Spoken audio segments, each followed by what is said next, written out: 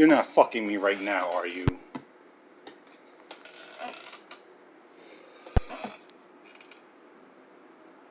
Are you kidding me?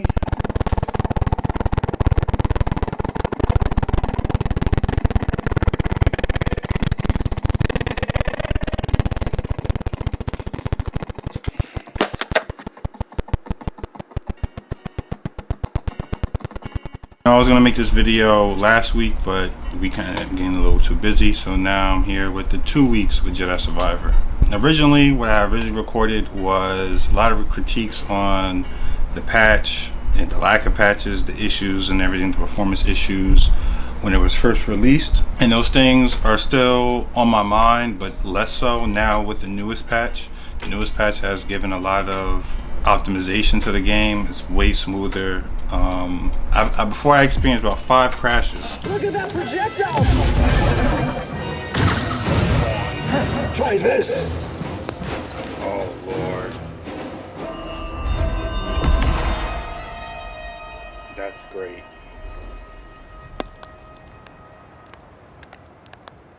That is amazing, bro. Are we kidding? Are you kidding me, bro? Can't even back out of it. Can't back out of it. I can't back out of it. So this is what I have to do. I have to close the game.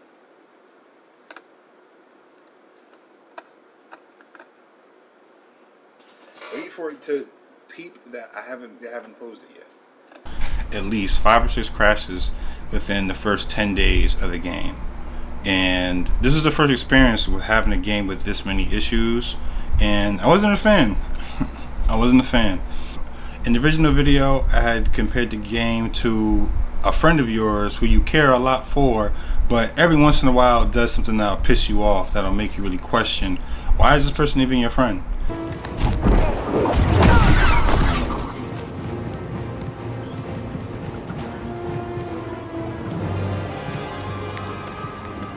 Oh my God, bro, come on. That's how the game made me feel whenever it crashed, hiccuped, stuttered, any type of performance issues. Now, it's been a couple days now with the patch. I haven't had any experiences with any of those type of things. So now I could have a more clearer mind on how I truly feel about the game. Performance optimization issues aside, the game is amazing. The gameplay is great. Story is great. You know, you get like the flow state feeling that the game gives you is elite. A short answer now, if you're looking at the game and you haven't played it yet and you're thinking about getting it, then I would say now is a great time to get the game. Like, a lot of the issues that were common in the release of the game aren't there anymore. The latest patch cleared up a lot of those optimization issues and gave a lot more frames. Any of the bugs I haven't experienced since the update. You know, so now it's a lot easier of an experience. When it comes to the actual game, there's not too many issues that I have personally.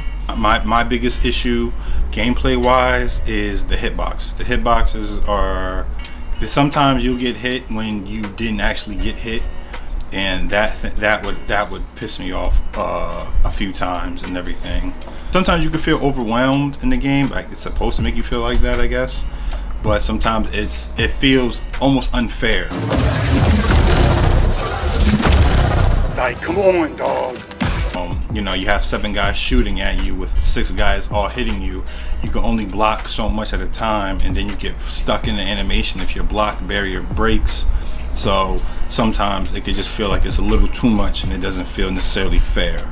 Other than those small instances, I greatly enjoyed the game. On the story aspect of things, I still have a couple missions left. If you've played the game, I already had the major climax happen, the unexpected things that happened. Those things have happened. I fought a very distinct boss. You know, the gameplay is great. The stances are really good. I heard a lot of people saying they wish they had the stances accessed all at the same time, like similar to Ghost of Tsushima or Tsushima. And I can understand that, but I feel like you having to choose only 2 out of the 4 stances, or is it 4? Yeah. Out of the 5 stances, that adds more strategy to the game. And there'll be moments where you might have a stance that might lean better for a boss fight, but now you're with a whole bunch of main enemies, just like common enemies, and it might not fit the same. But that's kind of like the risk reward for the different stances. And my favorite one easily is the pistol stance. Once I unlocked the pistol stance, I kept that one available to me at all times. I only switched the other one. The dual-sided lightsaber was my second favorite, and then after that would be the dual-wielding lightsabers. I didn't really use the single lightsaber just because I felt like the pistol stance has a single blade lightsaber, and there are different animations and different stats behind them, but I was willing to have the trade-off. The cross guard, even though I unlocked the full tree, I have some feelings towards it, but that's more because of the style of game I'm used to playing. If you're really used to Dark Souls games, if you're a hardcore Dark Souls player, then you should be using the cross guard stance at all times, because that was the stance where I felt the most. It felt the most like a Dark Souls game is with the cross guard. The dual wielding stances have animation canceling, so if you make a mistake or something like that, you're able to get out of it. With the cross guard, once you commit button press, the animation has to play through. So let's say you think you have an opening and you try to swing, but the swing is too slow, and the enemy starts throwing an attack at you. There's no way for you to cancel the animation and bring up a block. Me personally, I use the dual bladed lightsabers a lot during boss fights. That was my thing to use during the boss fights. I felt like using the force for the counters, that was my thing that I really liked to use the most for myself. I feel like if they didn't use Ray Park's animations, because he did some motion capture for the Clone Wars final season, and maybe they use some of those movements in the game, because it's really, I feel like this is probably the best written Star Wars game since KOTOR, and those are two different kinds of games. This is much more linear, but I feel like this was a very well done story. There's plenty of twists and turns that happen during the game. There's plenty of emotional moments that I really feel hit the way they're supposed to and everything. I feel like this Star Wars game definitely has made Cal Kestis one of my favorite Star Wars characters overall. I feel like he is the new era of a Kyle Katarn type of character. Maybe that is what his purpose was, Kyle Katarn, Cal Kestis. Maybe there's a purpose behind that. But it definitely has made him into one of my favorite characters that's not in the main timeline of the movies, the main movies.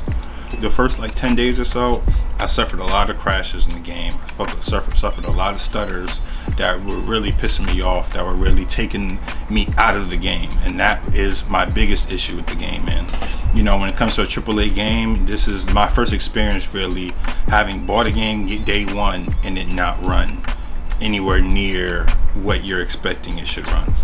And that I still those feelings still linger. But if you're getting into this game now, you haven't played it yet, those issues I don't believe are still exist. But for me, those first 10 days, there's moments where I really regretted playing the game. Just certain cutscenes were happening and the sound would cut out. It would just completely stutter and not even be able to play. The moments where I'm falling through the map. Come on, dog. Not even doing anything.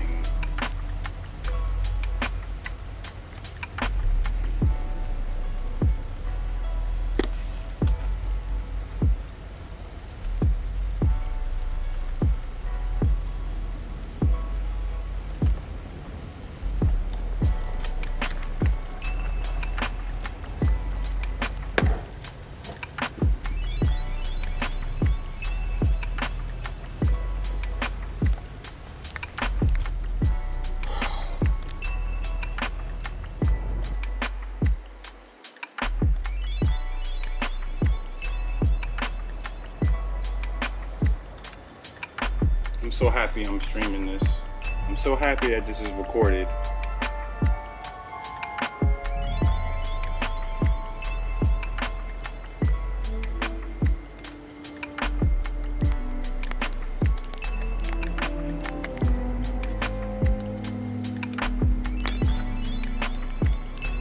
And I was just stuck.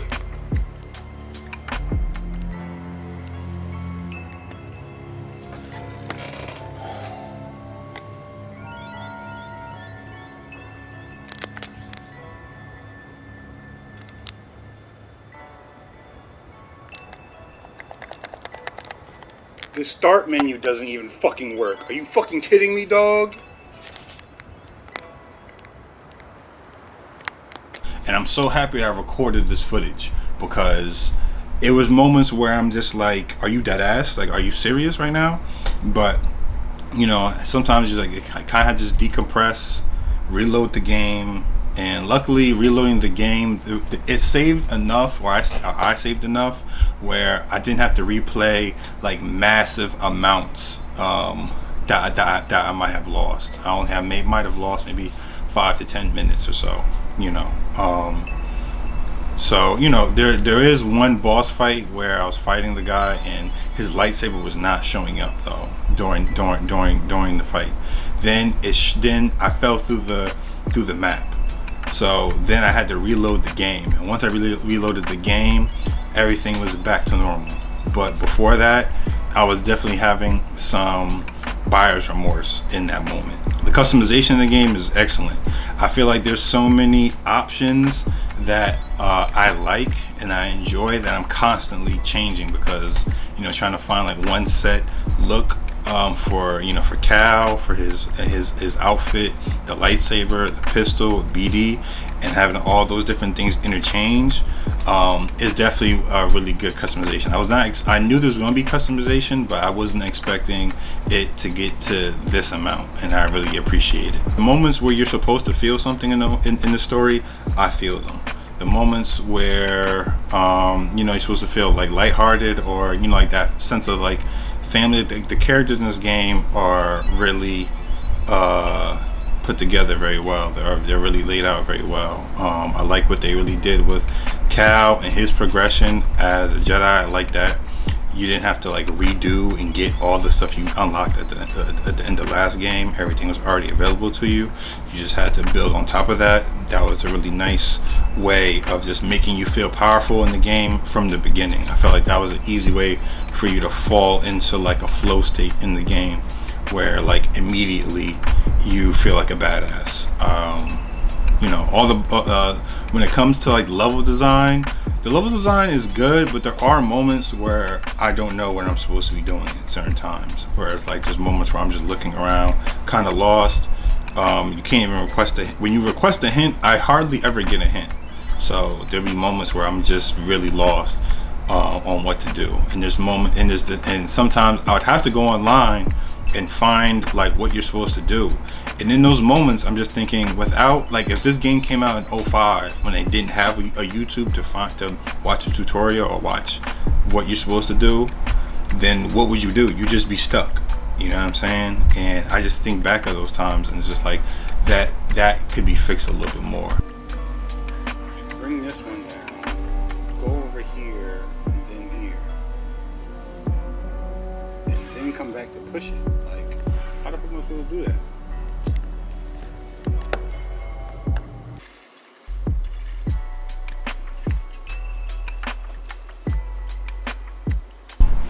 There's a difference between having like good level design, good level design, and being able to understand things and giving a challenge. And there's moments where like I feel lost because like the way that the level is designed, you don't see where you're supposed to go next.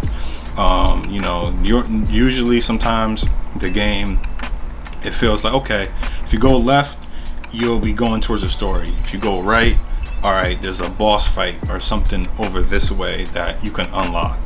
I would say this game definitely, like the style of how they mapped out all the levels is very reminiscent for me to God of War. where it's not necessarily an open world, but there's just like open-ended levels, which I'm perfectly fine with. I don't really see the issue with that. I feel like that's actually a better way of making a game, because sometimes, you know, you could feel like you know, open world sandbox games are kind of like a dime a dozen now. They're not really that innovative or anything, but I feel like the open-ended level setup is a much better, more focused way of having a player experience the story, but then they could also do a little bit of something outside the story at the same time. You know what I'm saying? So I feel like both those things can exist, you know, amongst each other. But yo, overall, if you haven't played the game yet, strongly think this is a perfect time to get in. I'm just talking from the experience from PC.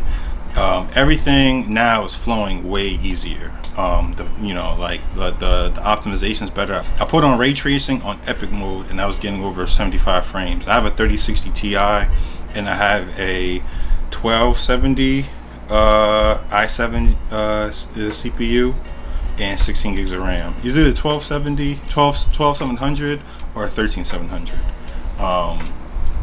It's one of those two, but that, the 3060 Ti and 16 gigs of RAM, that's my setup, and I was able to get that. I feel like they've done a great job in this newest patch. I wish it was like that in the beginning of the game, but you know, it is what it is at this point.